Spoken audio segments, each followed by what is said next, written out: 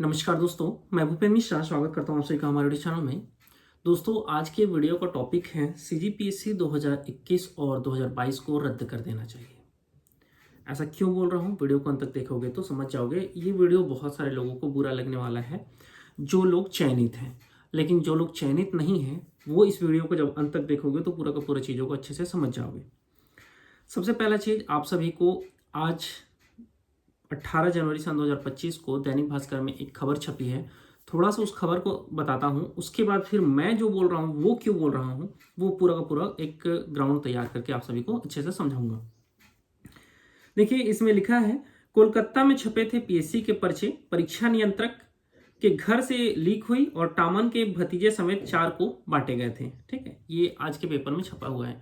और न्यूज़पेपर में अगर नीचे जाकर के पढ़ोगे तो यही लिखा है कि जो परीक्षा नियंत्रक थी आरती वासनिक मैडम, ठीक है, उनके घर पर टामन सिंह सोनवानी सर मौजूद थे और उन्होंने क्या किया, आरती वासनिक मैडम ने कि पेपर सही तरीके से बना है कि नहीं बना है, कुछ गलती थोड़ी है, उसको चेक करने के लिए अपने घर में मंगवाया। जो कलकत्ता एक करके प्रेस है, ठीक है, उसमें जो छपा था पूरा का पूरा सीजीपीएससी का पेपर, उसको मंगवाया और उनको आरती वासनिक ने मंगवाया और उन्होंने किसको दिया, टामन सिंह सोनवानी को दिया। टामन सिंह सोनवानी ने किसको दिया, ललित गणवीर को दिया। और इस तरीके से पेपर पूरा का पूरा फैला हुआ था।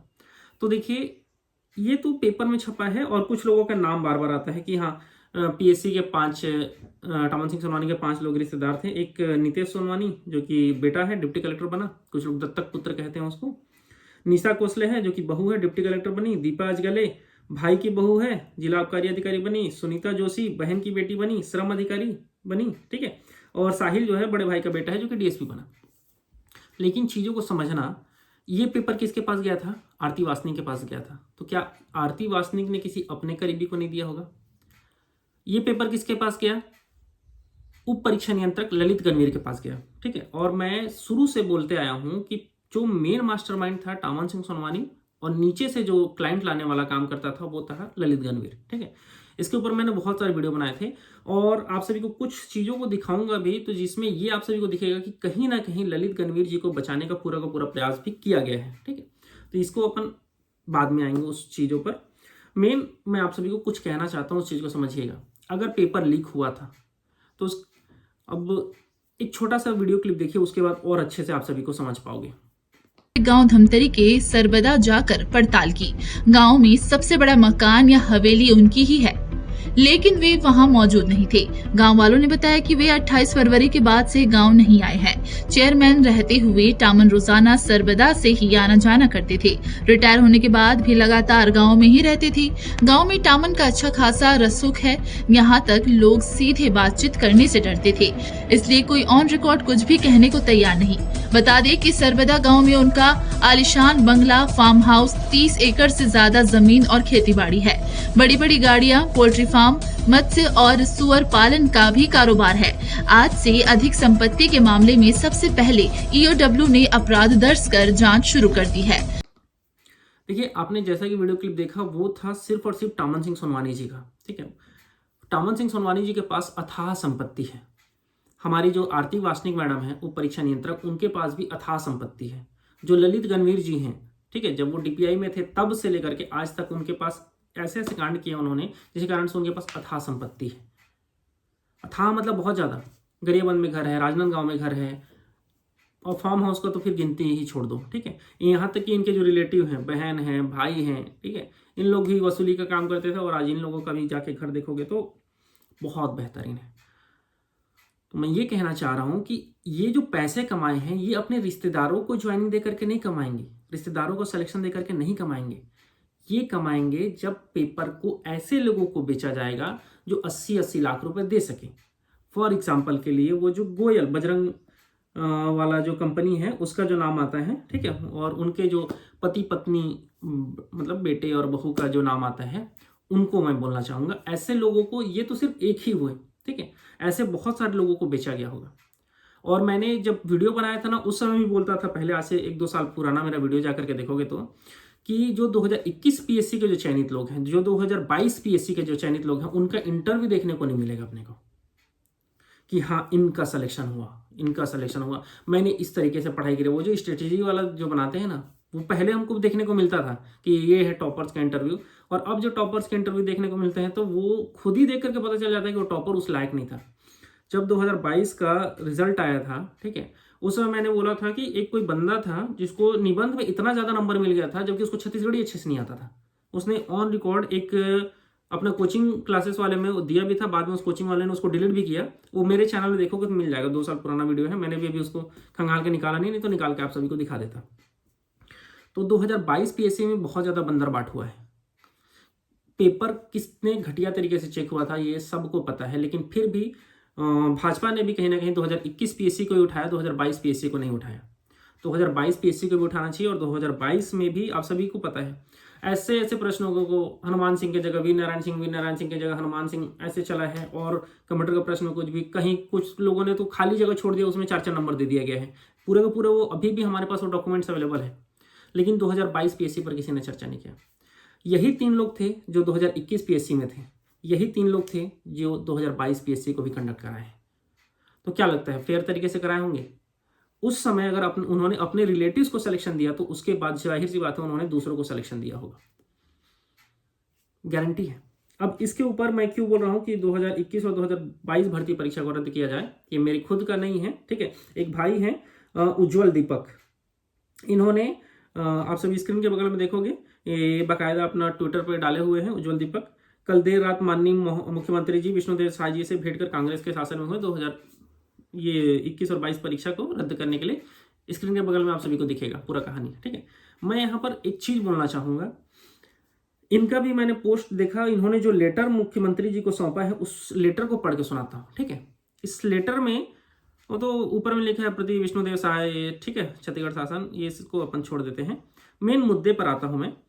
विषयांतर्गत विदित हो कि भाजपा के संकल्प पत्र मोदी की गारंटी के अनुसार पीएससी धांधली की सीबीआई जांच चालू होने के बाद कई घोटालों की गिरफ्तारियां हो चुकी हैं, ये आगे कहानी लिखे हैं, ठीक है।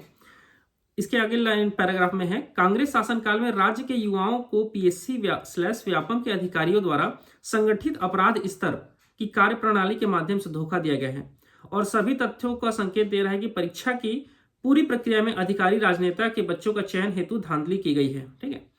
और इन्होंने जो नाम लिखा है, पहला तो इन्होंने जो मांग किया है उसके बारे में बता देता हूं। इन्होंने लिखा है कि राज्य में कुल 2018 से 2023 तक समस्त परीक्षाओं का एवं सरकारी भर्तियों की सीबीआई जांच हो, ठीक है। पीएससी 2021 से 22 के परीक्षा जो परिणाम है उसको रद्द हो और समस्त नियुक्तियां रद्द की जाए। सीजीपीएससी के तत्कालिक अध्यक्ष, परीक्षा नियंत्रक, ठीक है। एक चीज मेरे को जो खटका, सीजीपीएससी के तत्कालिक अध्यक्ष और परीक्षा नियंत्रक भ्रष्टाचार में चयनित अधिकारियों का नार्को परीक्षण किया जाए, ठीक है। लेकिन मेन है उप परीक्षा नियंत्रक को क्यों छोड़ रहे हैं, ठीक है। ये जो दीपक भाई हैं, ठीक है, उज्जवल दीपक नाम इनका, मैं ये कहना चाहूंगा कि उप परीक्षा नियंत्रक को क्यों छोड़ रहे हैं, ठीक है।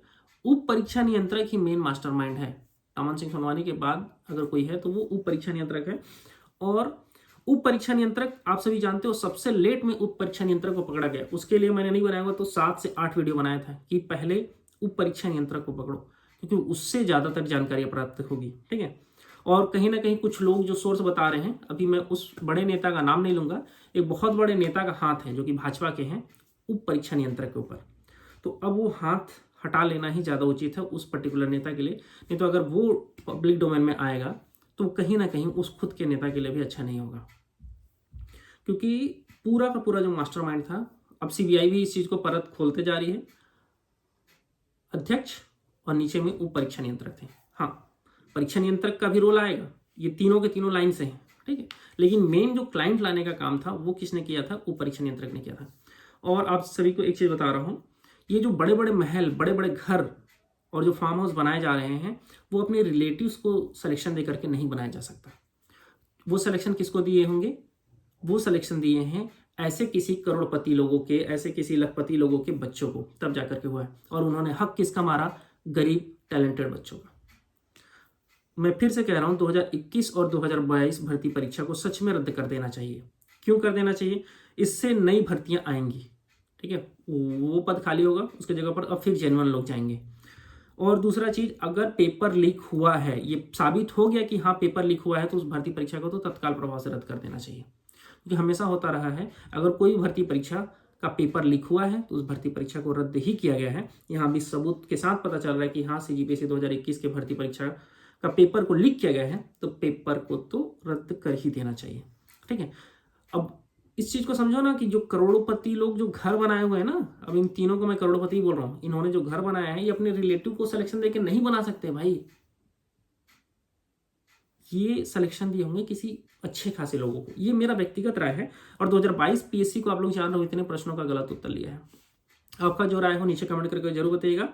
और हाँ, ये वीडियो उन लोगों को जरूर बुरा लगेगा और बहुत बुरा लगेगा जो लोगों ने पैसा दे करके सिलेक्शन लिया है। तो हम सभी देखेंगे कि कमेंट में कैसे कैसे लोगों का आ रहा है कमेंट, तो उस हिसाब से हमको पता चलेगा कि हाँ इन्होंने भी, इनका भी कहीं ना कहीं कुछ हाथ रहा होगा। ठीक है, बाकी वीडियो को अंत तक देखने के लिए बहुत बहुत धन्यवाद, थैंक यू। आपका जो राय हो नीचे कमेंट करो जरूर बताइएगा। और मुझे भी लगता है कि CGPSC 2021 और 22 को तो रद्द कर ही देना चाहिए, और उससे फिर नई वैकेंसी निकालना चाहिए, थोड़ा ज़्यादा पदों पर निकाल देना चाहिए। और जो भी घोटाले में शामिल लोग हैं उनको तो जेल में ही बंद रखो, कम से कम कुछ दिन तक, तो 4-5 साल का तो होना ही चाहिए, जिससे उनको सबक मिले और उनसे और दूसरे लोगों को भी सबक मिले कि नहीं, ऐसा भ्रष्टाचार, ऐसा घोटाला, जो जेन्युइन, जो गरीब घर के आने वाले लोग हैं, जो बिलासपुर में बैठ करके, रायपुर में बैठ करके तैयारी कर रहे हैं, उन लोगों के साथ तो नहीं करना चाहिए। वीडियो यहीं तक था। वीडियो को अंत तक देखने के लिए बहुत बहुत धन्यवाद, थैंक यू।